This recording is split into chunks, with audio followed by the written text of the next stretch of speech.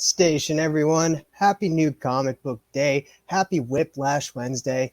That's right, guys. It is Whiplash Wednesday with the PCP Army Bad Batch. It all started over on hashtag Blame Fable Show on Instagram, and what a ride that was. I'll get to the rest after the video, but right now, it is chatting with the comic community right after the Blame Fable Show. And today I have a special guest. This guy is like just amazing in this community. He's like a life coach to many, and he's just an all-around like rad dude, man. Like, so everybody, please give Dank Comics a hearty station for this amazing guy. Station, thank you for that intro. It's an honor to be here. It's great to be here. Hello everyone in the comic book community. Good to be here. I'm so excited to chat with you and actually talk one-on-one with you. I love your videos. I talk with you all the time on Instagram as much as I can, and it's just great. So now I have the opportunity to sit here and chat with you about anything nerdy. But for the viewers at home, why don't you just tell a little bit about yourself? I'm Dank, and I have the YouTube channel, Dank Comics channel, Dank Comics, and yeah, I'm a barista most of the time, but I love comics. I've been into comics forever since I was a kid, and I also on the side I do some life coaching for different people, and I just wanted to merge all my passions together and make this channel and share as much as I can for free to as many people as I can, because that's dope. That's awesome, man. So how did you get into comics? I think it was a way to connect with people in different neighborhoods, because by the time I was 13, I moved like 12 times, right? So growing up was all about like losing best friends every year, right? So anyway, but comic books were a way to connect to different people in different neighborhoods, no matter where I went, in a sense. So and I remember like the first time reading the comics, I didn't really know what was going on either. It was just about getting comics and sharing comics when I was very young. But as I got older, it was about creating characters, talking about comic book stories, and drawing with different people from different states and stuff. So what was your forte into comics? Was it Marvel or DC, or like what character stuck to you the most? Probably Marvel, I would say. Cartoon wise, right? Thundercats and Ninja Turtles and Ghostbusters really got me into pop culture, like media and stuff. You got to get it right. The real Ghostbusters. The real Ghostbusters, yeah. Written by J. Michael Straczynski. He did a lot of those episodes, and actually they're really creepy for kids shows. And but later on, Turtles I didn't know came from comics, of course, right? Like no one knew in the beginning. And then the X-Men cartoon came out, and we would always do like role-playing games where we're playing the X-Men. So that kind of got us kind of geared up and ready to get into comics and see what they're all about, I would say. And then you'd probably have to say like the Spider-Man cartoon as well would be like kind of that forte. Oh, for sure. But I was like, by the time that came out, I was already deep into comics, because I was born in '84, so by that time, yeah, I was reading comics more than most people were at that time. By that time, and yeah, it was good. I loved reading comics, actually. I hated reading books, but I read comics. Yeah. I've read books and I don't think I can go back to reading books now. Like I've had this conversation with Jennifer, and like we've read books and that, but like you can get through so many comic books rather than a book, and you're just like looking at that book, you're like, I can read this many comics compared to that book. So you're never big into reading novels or anything growing up? Oh, well, and when I went to like high school, I would read myself. Like I didn't read stuff assigned to me. I would almost never read that stuff, and I would just go find my own stuff. And I'm a real autodidact. I like learn everything on my own. I don't really like school or institutions, but I still read novels though. Like, so when I look for novels, I definitely look for novels that are unique to their medium. Like what you can almost not make into a comic is the type of novel I want to read, and the type of comics I love are the ones that you can't make into a movie very well. Stuff like that really let the medium shine, like whatever that story is. Speaking of movies and that, growing up in '84, you probably were grew up with a lot of the '80 movies, and that growing up with and that like, what was your favorite kind of genre of movies growing up? Well, I definitely love the superhero stuff. So because if you're born in '84, VHS wasn't really big until like '87 or something, right? And that's when people started really watching. And actually, the first film I saw in theaters was like in 1990, 91 or something. It was Hamlet. My dad decided to take us to Mel Gibson's Hamlet and thought that was like a experience, and it was. And I was like, these are movies, holy moly! Because if you, that movie's really intense. Um, so I thought movies were these epic things. Uh, but then when I watched on TV and stuff, I didn't realize it was like the same actually, because I think Hamlet really threw me off about the whole movie going experience. But yeah, 90s films, Batman, Dick Tracy, I watched like crazy. Stuff on HBO, stuff on cable, I would watch again and again and again. And when I was young, I'd watch horror films on like WPIX 11 with neighborhood kids. Yeah. So, like, when's the last time you saw Dick Tracy? A long time ago, actually. I saw snippets of it recently, and I didn't realize like it was all these excellent actors, right? You got uh, what's it called, Al Pacino, right? Um, I can't remember any of their name, but tons of great actors are in it, and they're in makeup, and it's almost like too gritty for kids. Um, but I just loved it, and I remember I never forget that scene where Kid, or is that his name, Kit? I haven't seen the movie since I was a Oh, kid. yeah, you had to make him brush his teeth, and they put baking soda on a toothbrush. And I remember thinking, like, holy moly, is that what they did back then? They used baking soda? A lot of people actually do that. Put a little bit of baking soda on their toothbrush just before they brush their teeth, and it whitens their teeth, I guess. Yeah, it does. And it kills acids, right? Because it's a base, and it neutralizes acids. So it's really good for cleaning teeth and, getting rid of acids that eat sugar and stuff. I Google everything. Yeah, Google is your best friend these days. Sometimes, like, if you need to know something, you just like, you know what? Google, tell me what's up. Yeah, I think like there's gonna be a whole generation of kids that kind of know everything. They're That's coming. all Like, right. Like as you see, the world progresses every generation. So we've come from like having no machines to like having machines to having this and that to where they had nothing. Like we didn't even have lights way back when. So we just keep progressing every generation. oh, I mean, I think the social progress has been quite incredible, more than I thought. So like I've been like a hardcore feminist, anti-racist for since the 90s though, okay? So in the 90s it was a different time and people thought it was over, but it was still a problem. I never thought we would get this far. Like I didn't think Me Too would happen, Black Lives Matter. I never thought that would happen like by this time, and it's happening. So I'm like really surprised. I thought environmentalism wasn't going to be taken seriously until it's too late, but it's happening. So I'm always surprised by the progress and the speed of progress. I to be honest with you, I think we could have progressed a little bit faster on Black Lives Matter. Like Oh yeah, that should have been like 10 years ago. We should have been at that point where we're not hating on people.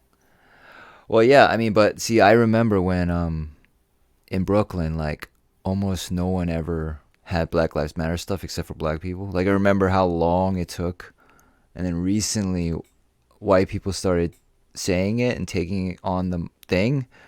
But I remember when it was like too controversial for most white people to even like I was working on films with only female directors, right? Back in the time when sometimes women told me that was sexist to do that. Like that's how long ago it was. And now people are for that. But I did it when people thought that was sexist to only hire female directors or whatever. Um, Yeah, it's not like that now. We need more female directors. What people want is like female directors directing a female centric movie, and it's come to the point where it's getting that way. Like a a black director has to direct a black movie? Like, why can't that black director go and direct something else? Well, so I've been already doing making characters of color for like forever, right? So and it's important that we all tell our own stories, but I don't actually write stories about Asian dudes. Like I almost never do, right? And because it doesn't really interest me, to be honest, right? And I think if we write about each other authentically, that's when we realize we're all one. So like ultimately, there has to come a point where we can authentically write about each other. Probably people of color mostly, and as long as you do it authentically, you learn about other people, you grow, and that's sort of the future. Because like a lot of minorities have been writing white characters forever, to be honest. Like a lot of TV, it's mostly like minorities writing white characters a lot, or white people writing white characters. But a lot of people have been writing white characters. It's already been happening, you know. So you have to kind of start writing other people and to kind of show that we are one, that is possible or whatever. Um, weird time. It's a weird time. So moving on, you talked a little bit about doing movies and that. Like, let's talk a little bit about that. How'd you get started in doing that? All right. So originally I did comic books, and comic book scripts are actually much more technically difficult than film scripts. Film scripts are way more pared down and simplified, and you don't put as many details. And I didn't know that, so I made comics, and I made this epic series. It was so epic. And then I realized like comics were really hard to make back then, right? Today it's much easier, so that's great. But anyway, comics were so hard to make, and there was no way to find customers, no way to distribute. It was really hard back then. And then someone asked me to write a film script, so I did that, and I was like, wow, this is easier.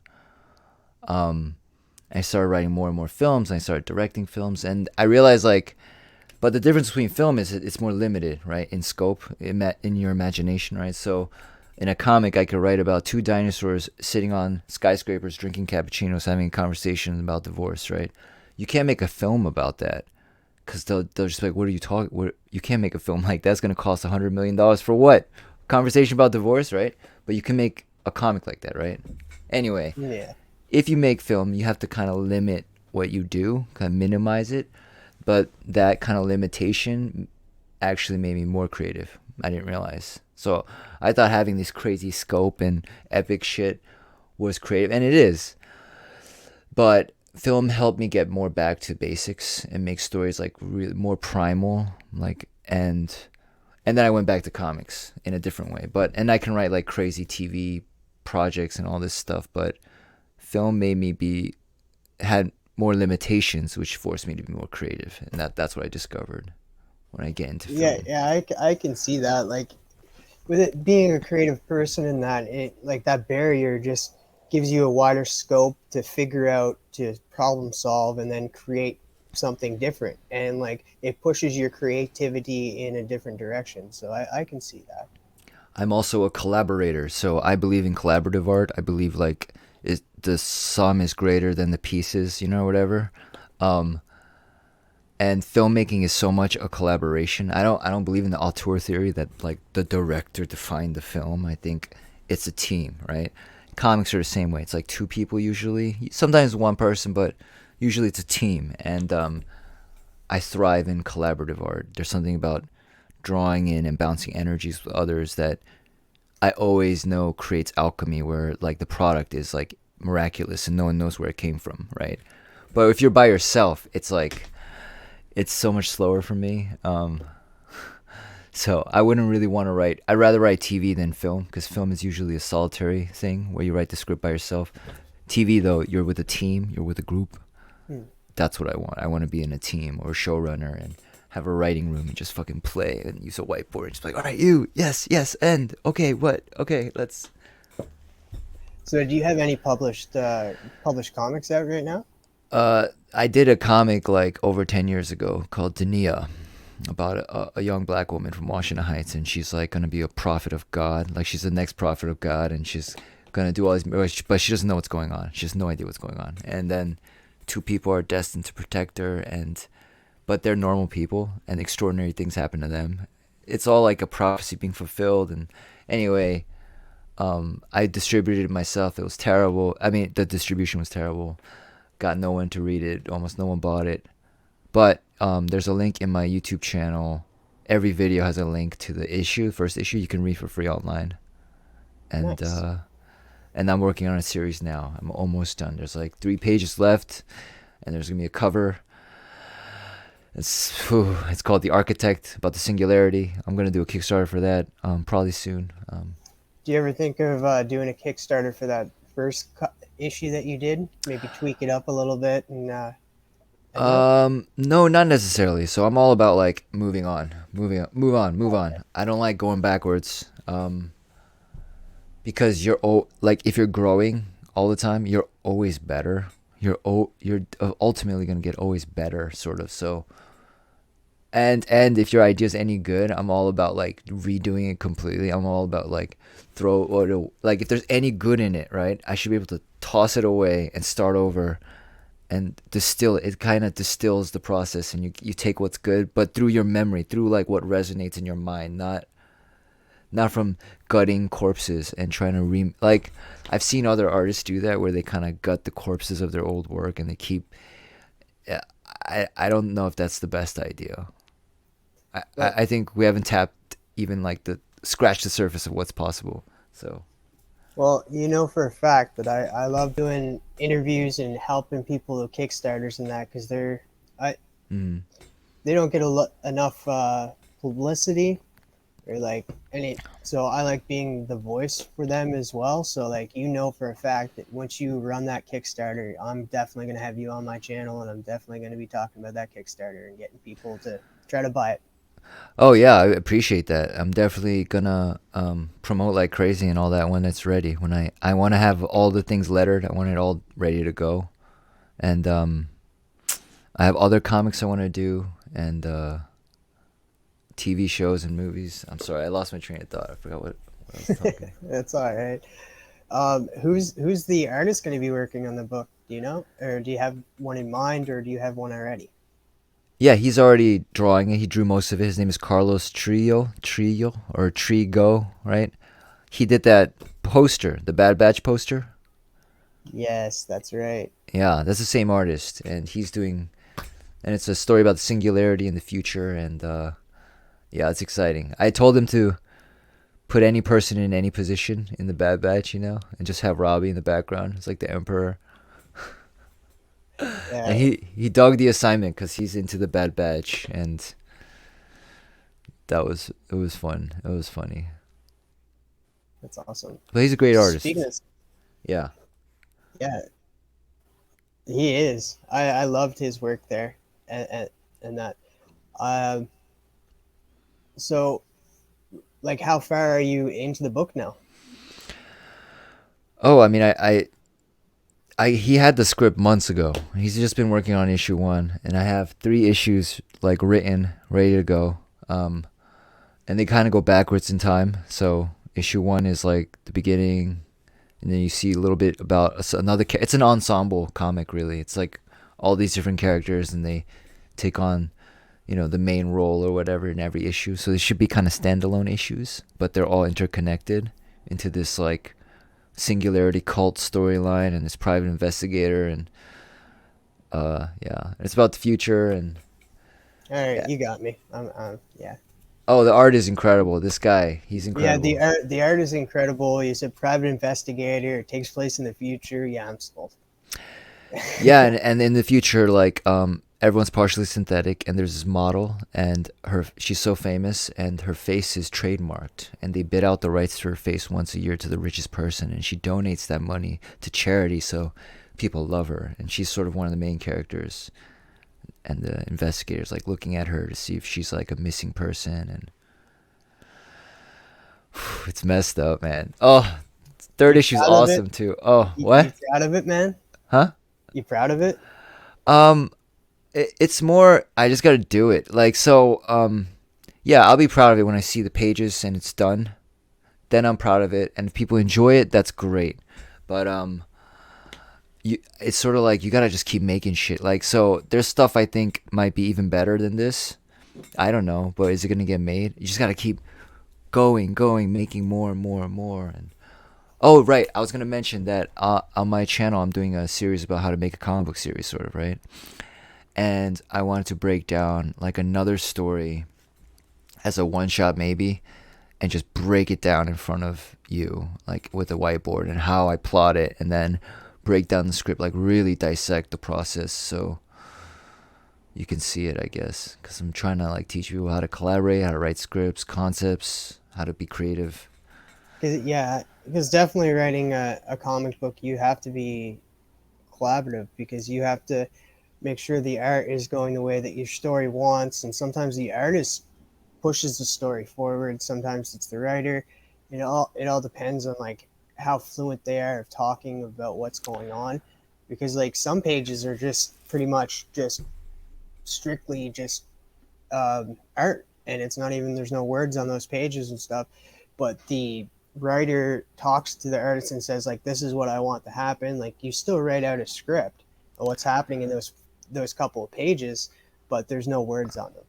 Well, so I do, yeah, I do that, but I also tell the artists, and I try to make sure I trust the artist. I try to tell the artist to do whatever they want. So like, if they know a better way to do this, because I'm counting on the artist to be better than me at composition and placement and angles and stuff, like to put a lot into it. So I'll tell them like, hey, look, if you think this should be like 10 panels instead of 4, or if you think this should be 2 panels instead of 6, go for it. Like, just go for it. And I think if you give the artists you work with that kind of choice and freedom, they put a lot more effort into it, and you get a much better product. Like, really trust, because I find a lot of, even directors in film, they don't trust everyone to give them.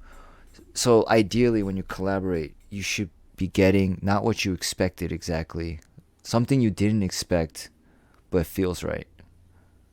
That's ideal, instead of like what you exactly think in your mind, because generally when you collaborate, you end up creating something better than anyone could have thought of on their own. Mm. That's the point, almost, right? So you should not be seeing exactly what you thought. That's not a collaboration. That's just you working with assistants.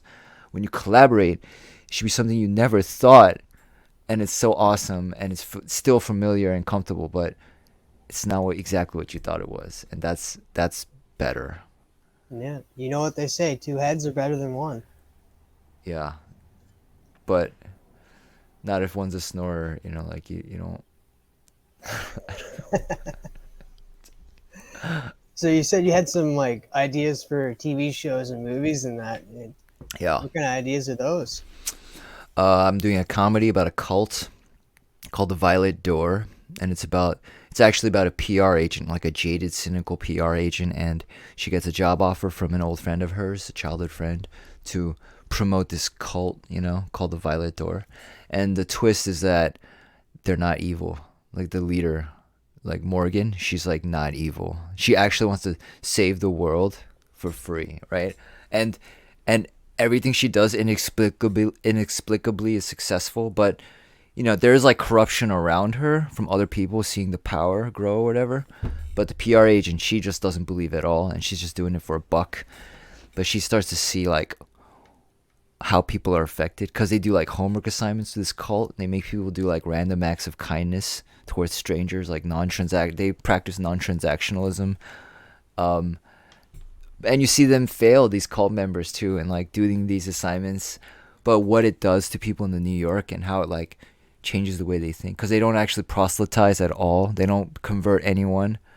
Um, yeah, and the tension lies in like, when are they gonna turn? When are you gonna find out they're evil? Because every cult show, the twist is they're evil. Like every single show, there's not a single show that doesn't do that twist, right?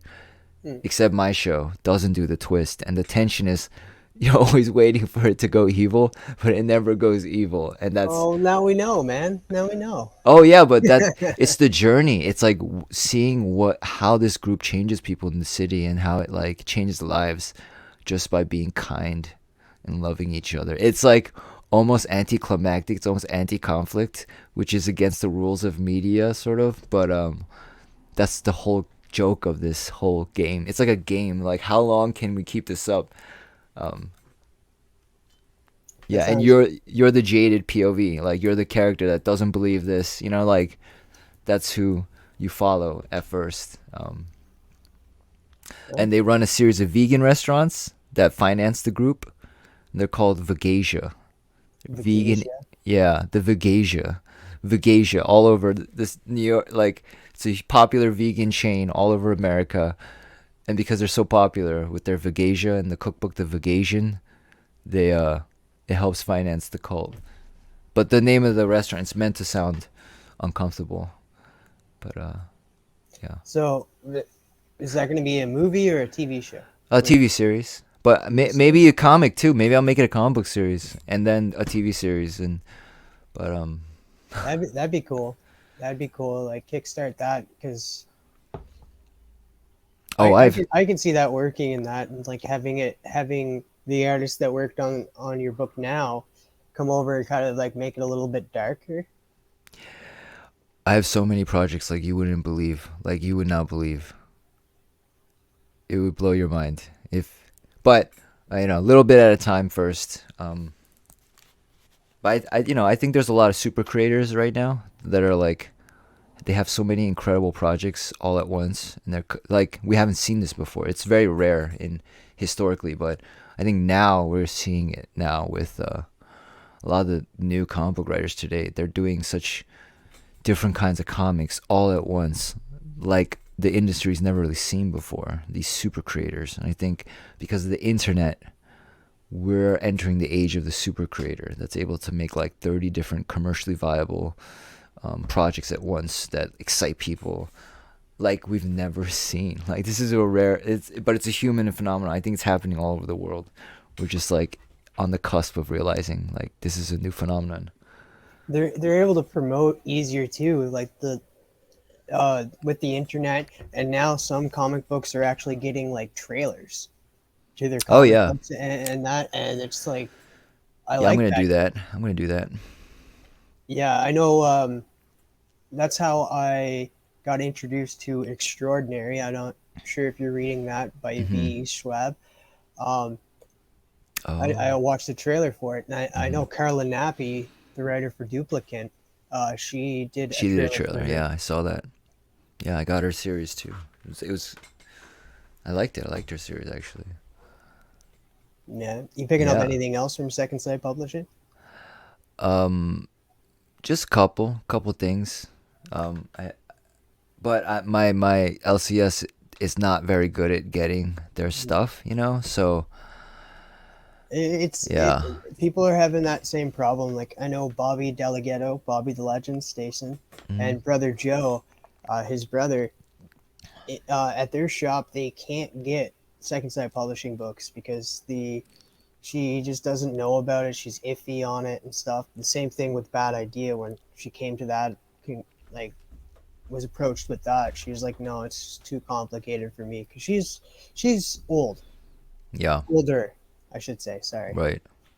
Um, and she just running this like she should really retire and kind of sell her business Yeah. a little bit. She needs to. So you're gonna buy from her? No, I'm hoping Bobby can. Bobby, if you're listening, buy her shop. Clint's Comics and More, Where is that? That's Kansas near City. you? Oh, Kansas City. Oh. Yeah, it's weird. I mean, you heard that news about Tynan, right? About him going digital or whatever? Yeah, and Yeah. I And think Snyder.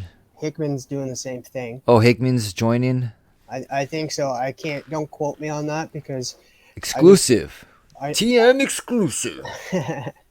I just heard that Eric was saying something about Hickman's leaving as well. So I'm not sure if that's true. I didn't read up on that too much.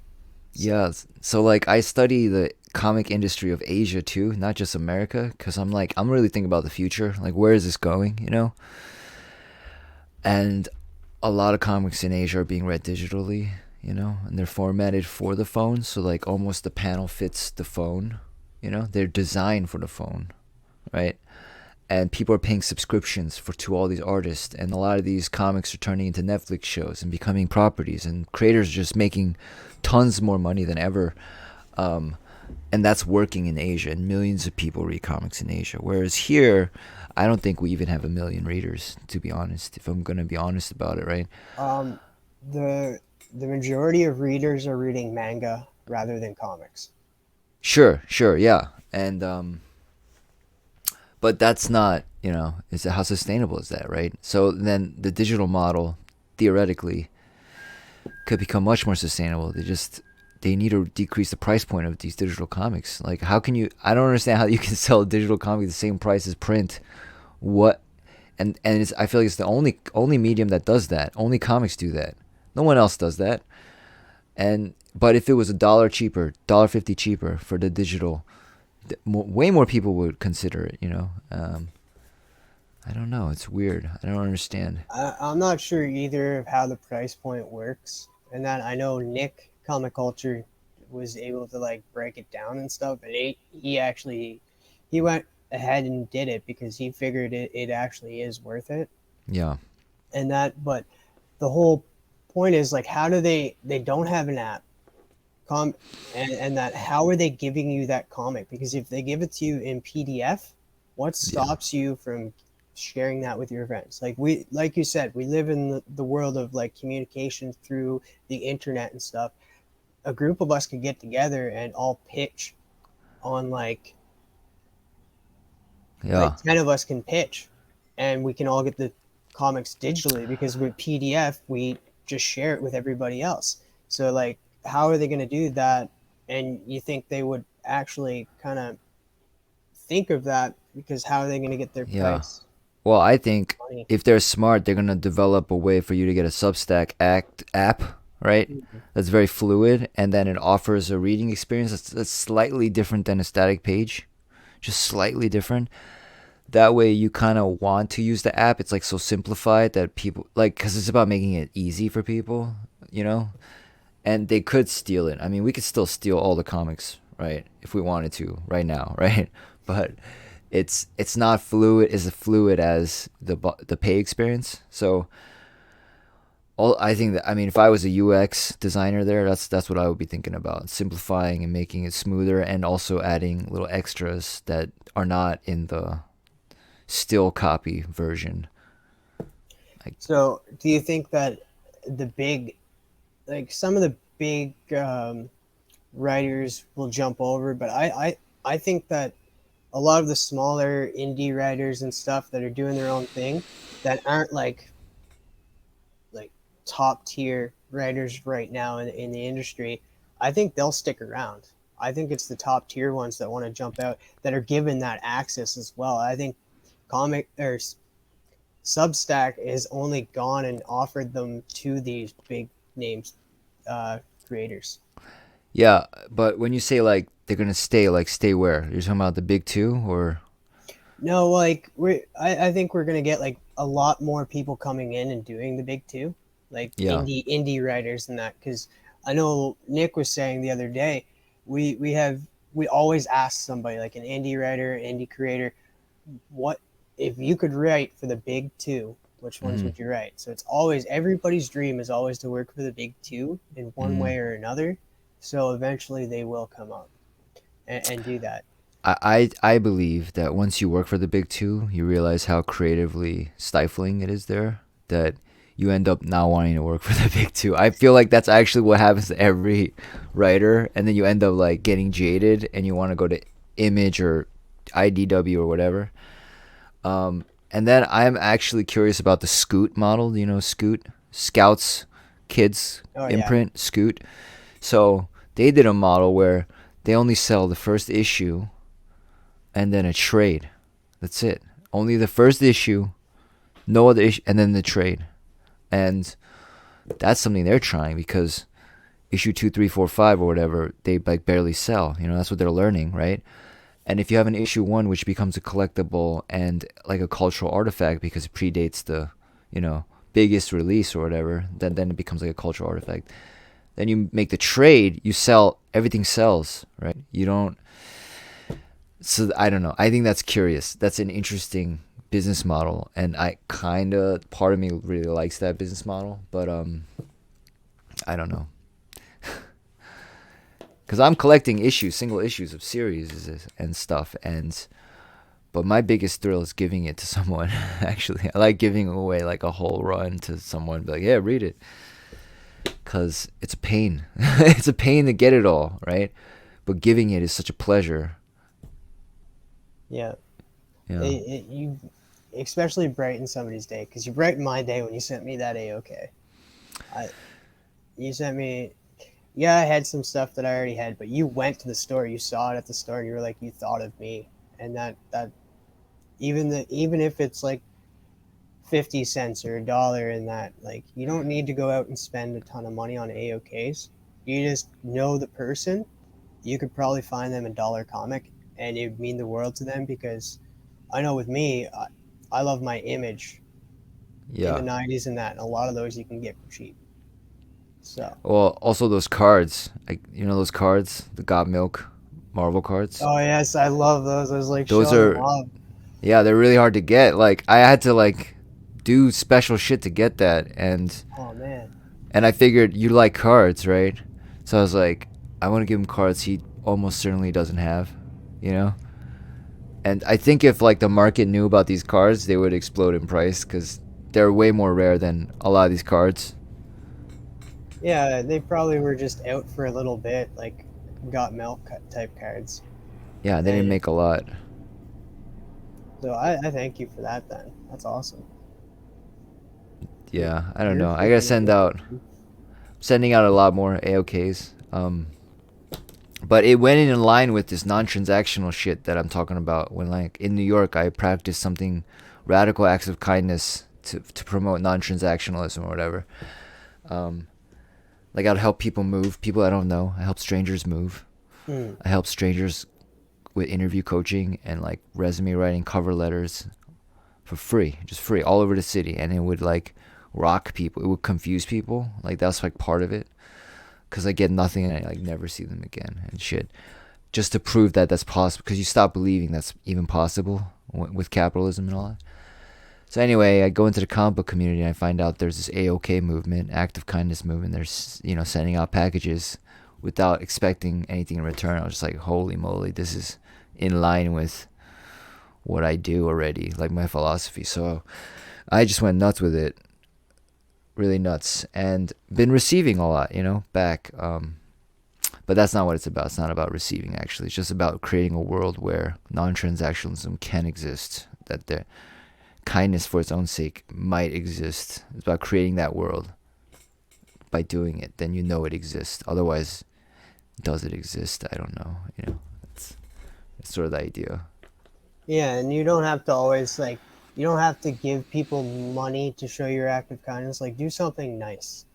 Just be a nice person, and that money is always the make everything better and stuff. Like, you actually have to be kind to people. You have to just be kind to people. Just say, walk or by somebody, or you see somebody, just say like hello, like how was your day, and that. Just be kind to people walking by. Just do what you can. Yeah, things are hard. I mean, the reason I even started this shit was because I was so depressed and suicidal and stuff. And then instead of hating the world, I decided instead of hating the fucked up world, I decided the world is fucked. Mm. So I accept it. I accepted it was. Instead of hating it, I accepted it. And then I was like, all right, now what are you going to do about it? So when I do this stuff, it's not that it makes me feel really good. It makes me not feel like garbage. Like I do this stuff to just feel normal. Like, all right, maybe I want to live in this world because maybe this is a world where there is kindness. But you have to create it. You create it, and then you're in a world that has kindness in it. I have to make that world in order Yeah, to just feel okay, it's not amazing, just good and and at peace. it's a ripple effect too, because like negativity causes negativity in the world. Like, it's contagious. Yeah, So it's is a cycle. positivity. Yeah, If you give enough positivity out, you're always giving it out, people will follow suit. People will just generally change and start being positive, like, and seeing that outlook in life. It's just like whenever you're around somebody that's always negative, always meh, meh, this, that, you're gonna end up becoming just like that, because well, yeah. No, I hear you. There's just this thing where people are like, "Oh, I'm positive. Why isn't good shit happening to me?" And they get frustrated and they go back to negative, right? Because it has to be for its own sake. Like, because if you introduce this idea that then you'll get it in return, or things will then you introduce transactionalism back into it, and it makes people stop being positive. Because when it doesn't work, they're like, they quit, because they're like, why am I not, it has to be like kind of for its own sake. And then later you realize it's changing everything about your life, and your whole world is getting changed. But it happens after the act, not almost like directly resulting from the act, because that's when people quit and give up, because they're not seeing the results, because they're doing it for results. And you shouldn't be doing it for results. Like I can't lie, I do it for results too, because when I want to see positivity in the world and I try to be positive, that's me trying to make this world more positive. So that's my kind of want from what I'm doing. I'm not looking to get anything back from it except a better world. And that, because like you can either be negative and see everything negatively and everybody's complaining about this or that or being negative about that, hashtag cancel culture stuff. um I just want to see a brighter world, except with like, because we've got this groove now, like with our comic community. um a lot of people think there's like only hate on the internet and stuff, and spammers and freaking trolls and stuff, but like we've created something in this community. I'm not saying like we all contribute to this, and it just shows you that if one person can be positive, people will follow suit, because that's, and it just makes a better world in my opinion. I agree. There's this thing though where like, say you're positive, and then someone shoots like hardcore negativity in response, and it can make people like really messed up. It could throw off everything, and it's almost like even like dealing with a troll, right? Or like a horrible comment. You're gonna think about that horrible comment 10 times harder than all the positivity, because there's tons of positivity there, right? And really, the key is in life, you kind of hide user from channel, like you kind of need to do that, but that's like what people that are not used to positive thinking are not ready for. That's what they're not ready to deal with, because that happens too, and that will throw off the positive thing. So I'm just like bringing up these small like caveats, because that's like the reality. Like people that don't understand positive thinking, like I meet people that are like super negative, and they just can't get out of it, right? And you try to explain this stuff because it sounds so simple, and they keep going back into the negative. So like I try to examine like what is derailing people, and it's like sort of this, because it's so cyclical. I don't know, it's hard, and you gotta not think you're Yeah, a victim, and I don't know. it is hard, because like I do fall in that trope, like where I'm around somebody that's negative and stuff, and like negativity attracts negativity, and you feel yourself actually getting negative, and you're like, okay, well, I need to step back from whoever's doing this, or I need to like avoid that person, because that person is bringing out the worst in me. Yeah, for me, it's not necessarily that it brings out my negative. It's that I feel uncomfortable, and I feel like I'm being controlled, because I find that people that are negative or angry, when like, it's important to become angry sometimes, right? You need anger sometimes, right? But to hold it, to sustain anger and negativity, that's a different thing. That becomes something else. That's when you start trying to control everything around you and control the people around you. So like when people are holding anger and sustaining it, and anger and negativity, it's a way of kind of making people do what you want. And I'm like, man, I'm just like not fucking comfortable. I can't just say whatever and not be criticized or judged or attacked. This sucks. And I'll just kind of withdraw, and then not see that person for a while until they chill out, because it's not my problem, it's their problem, because they need to solve that. um but like if you tell them that, they flip out on you. You tell a negative person in a negative mood that they're being negative. I've done this a couple of times, and some people freak out. Some people, they're just like stunned. I told this one woman that, because she was just being so negative, that it was like uncomfortable, and I was like, the world is you're seeing it that way. That's why it's like that. You understand? Like you're like in a loop. You're stuck in a loop. And she was like, she turned beet red, And she was mad at me for like 5 minutes, and then she was fine. Because most people don't realize they're stuck in a state. It's sort of like a manic state almost. It's a loop that doesn't stop. Because it feels like power too. Being negative and angry, it feels like power. It's this illusion of power and control, and that's why it's so seductive, and people like to do it, and they think it's control, but really, it's you trying to control the world, and that's a myth. You can't control it's all chaos. Your existence is chaos. That's the nature of reality. So when you try to control it, you're out of sync with reality, but it feels like power. That's why. I mean, why do people do it? Like I know it's good to talk about what we should do, but I definitely examine like why people don't do. Like why? Like cuz they're not stupid. It's not like people are. It's just like what is compelling them? What is so seductive about being negative? Anyway, it's just cuz I'm into psychology. Yeah. Yeah, I love that. And I was just like, forgot I was leaving on screen with you. I thought I was just sitting here listening to you. I was like, No, it's just because I have a lot of friends that are angry, really freaking angry, and New York can bring out the worst in people. Like people think I'm from California. They don't know I'm from New York. Most people are like, "You're from New York." They thought I was from California because I seem so chill, you know. But I'm as hard as any New Yorker. Like I will, whatever, right? But it's how you react to New York. Like I love New York because it tests everything I know. Everything people say, all that bullshit platitudes, I get to test it in the city and see how far it can go or how far it cannot go or its limitations. And that's what I love about New York, because you can test so much so quickly. so you talk about this stuff on your channel as well, don't you?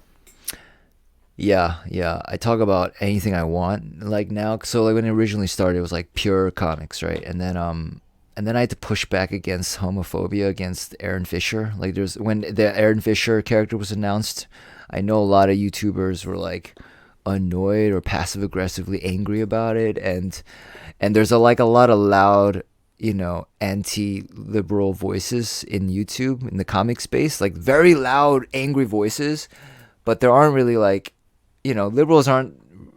Whatever, right?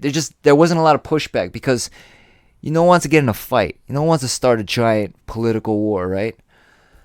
But I was like, I gotta push back because I actually work with a lot of LGBTQ leaders in the movement. I actually helped them, several, and I was like, I gotta push back because I feel like no one's pushing back on this. Like everyone's kind of being quiet. So I made a video pushing back against the homophobia, explaining like why it wasn't very rational, but in a way that like a homophobic person might listen. Like I'm not talking down to people. Like I'm trying to like break it down. And I was really nervous about doing that because I'm like, man, this is really off, off my lane or whatever. And man, they're gonna hate it, but people loved it actually. Enough people loved it.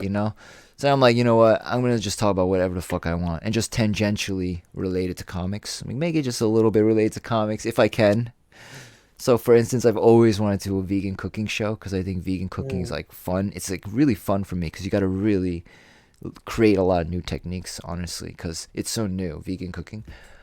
But I wanted to make it with comics now, so I pretend I'm the laid off chef of Wayne Manor after Bruce Wayne got kicked out, and I'm like a little shitty about it. And I talk about the vegan recipes I made for Damien because Damien's a vegetarian since he like helped the cow in the comics. So it's my recipes I made for Damien.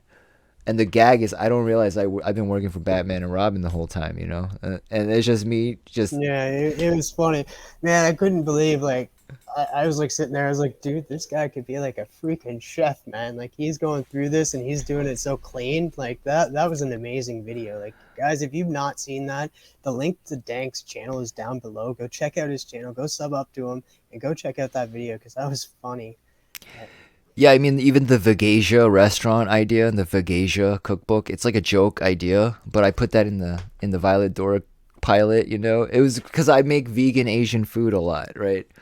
So I thought vegan Asia, Vegasia, that sounds gross. Yeah, that's a good name for a show. Oh, and I was also going to teach like how to save money. So I might do that, like because also the idea of the show is I'm a poor guy in Bloodhaven, right? And I'm not even rich enough to live in Gotham City, so I'll like break down like how to set up a pantry so you can cook on your own, and if you can invest like 100 a week into your food, you'll save like more than double that, over just like not eating out and taking control of your food again, and how to do it, because it's really like building the pantry. That's the biggest hurdle for most people, the learning curve for getting that, all the tools, all these, because otherwise you go out, you want to cook a risotto, right? You get a recipe, you buy everything you need for risotto, you end up spending like $100 to make risotto for 2 people because you didn't have anything, you started with nothing. It's about building that, investing, like $200, and then that will save you $200 a month for the rest of your life if you just make that initial investment.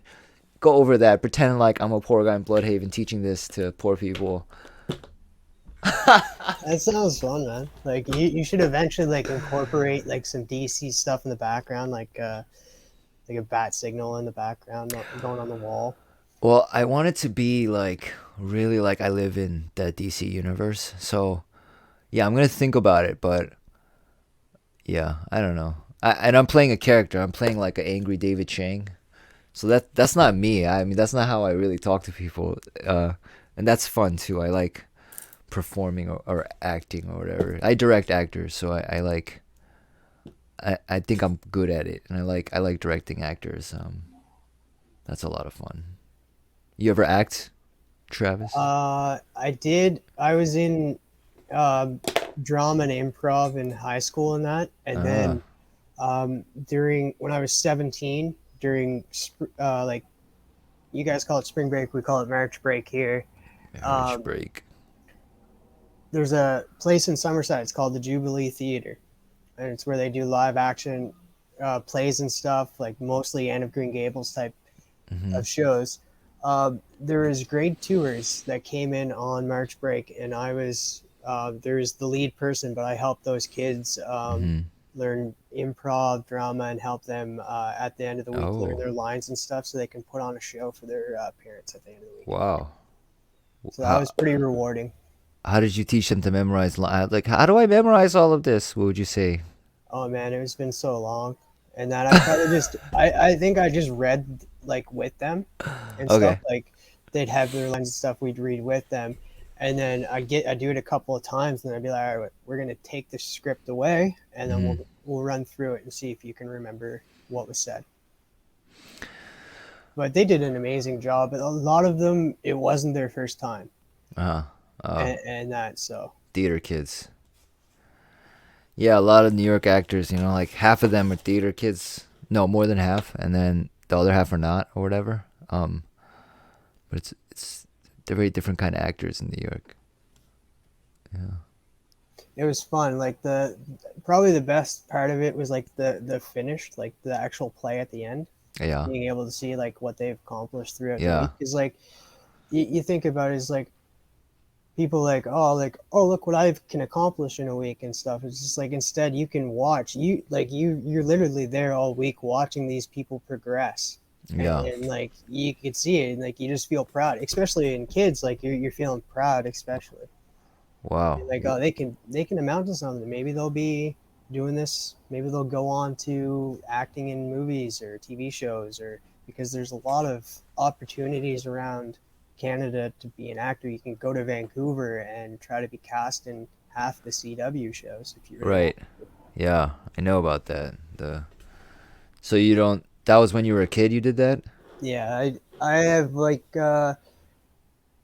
I wasn't good on acting that much because like I get bad social anxiety. Uh huh. So I wasn't that good, but like when you're in a room, just you and the rest of the crew, it was all right. We'd be doing improv and stuff and having fun. But it's just when you hit that stage, I had the issue.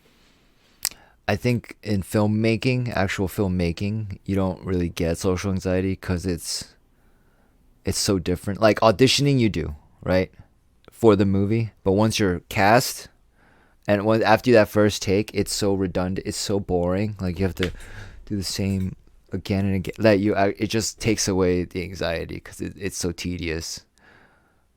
All right. Well, we're gonna wrap things up, and I just have one question left after this because we're hitting that hour mark. All right.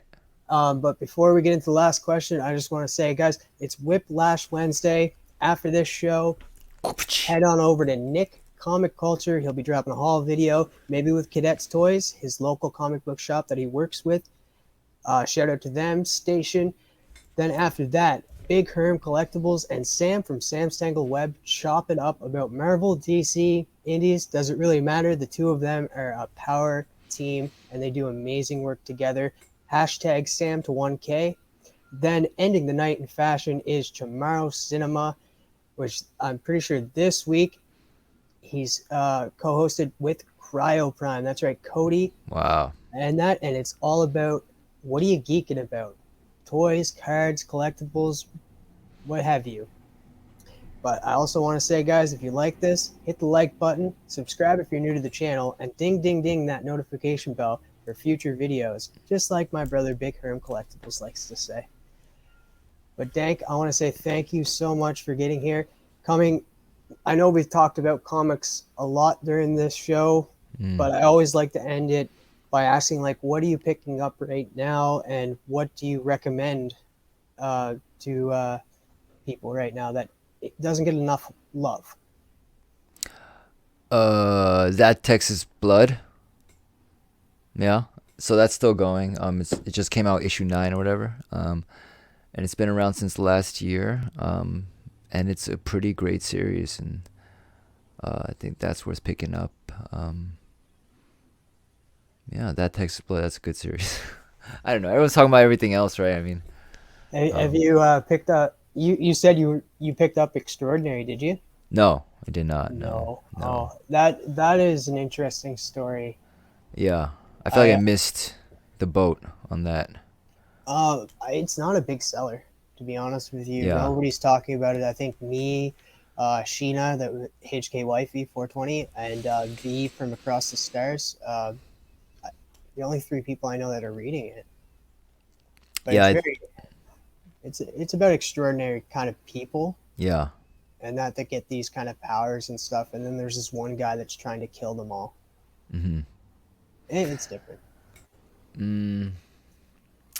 Yeah, I've just been reading a lot of old stuff too. I've been getting into old stuff. I did a video about some Alan Moore stuff from the past that nobody read. So I like going to the library and looking for old stuff and talking about old stuff. Actually, like I'm pushing that a lot on my channel, almost more so than new stuff. Cause I'm like, there's so much good stuff at the library that we can all explore and like learn more about the history of comics. Cause I find a lot of people don't know their history of comics very well. Yeah. But it's so rich, and what's possible is so huge. And yeah. I think everyone should go to the library. Yeah, I agree with you, man. Like, cause that's how I read a lot of, like, that's how I read Hawkspox. That's how I read iZombie. Mm-hmm. From there, I read Morning Glories from there. Like, they have a lot of books there. I'm not sure. I can't really speak for everybody's library, but go check out your local library, and you will be surprised of how many actual like trade paperbacks they have. Yeah, and these companies, they are buying the books. I mean, the libraries or whatever. So it is somewhat supporting the more demand there is for comics at the library, the more they will buy comics, and nationally, it's just good for the industry to even go to the library too. That's why, like, to support the industry, go to the library. Yeah, that is true, because like whenever they see like people are buying these comics and that, they're gonna get more in. Yeah, You're going out there, and like if you have a limited 10 and you're picking up 10 like DC titles or 10 Marvel titles, like if it falls in the line of those comic titles, they're gonna get more. They're gonna buy more and bring more. They're gonna get donated more because. And our taxes are paying for that. Like, it's your tax money paying for those books. So use that. That's your right as a citizen of the country you're in. That's an amazing ending of this amazing show. Thank you so much, Dank, for stopping by and chatting with me, man. This conversation was just mind-blowing. And I love the part where he got into the whole positivity and a better outlook on life, and that's why I enjoy watching most of your videos, because you can tell you're just a great guy, and who doesn't want to watch a great guy? Thank you. I'm terrible. I'm not. I don't know how to take. But yeah, and Yeah, I'm the same. thank you, man. You're a pillar of the community, man. Like your support to everyone. It's been really energizing everyone and making the show go on. That's what I want. Like, I want more positivity in this world than that. So I want you just to do like one positive thing. Look, like, have a positive outlook in life. That's what I want everybody to do, and I just want everybody to say station and always stay nerdy, my friends. By the way, guys, Dank's link to his channel is down below, as well as his Instagram. Go sub up this guy. Go follow him on Instagram. Oh yeah, I put unique videos on Instagram that are not Yes. on the Dank Comics channel, actually. Yeah. All right. All right. Station Dank. Station. Station everybody. And as always, stay nerdy, my friends.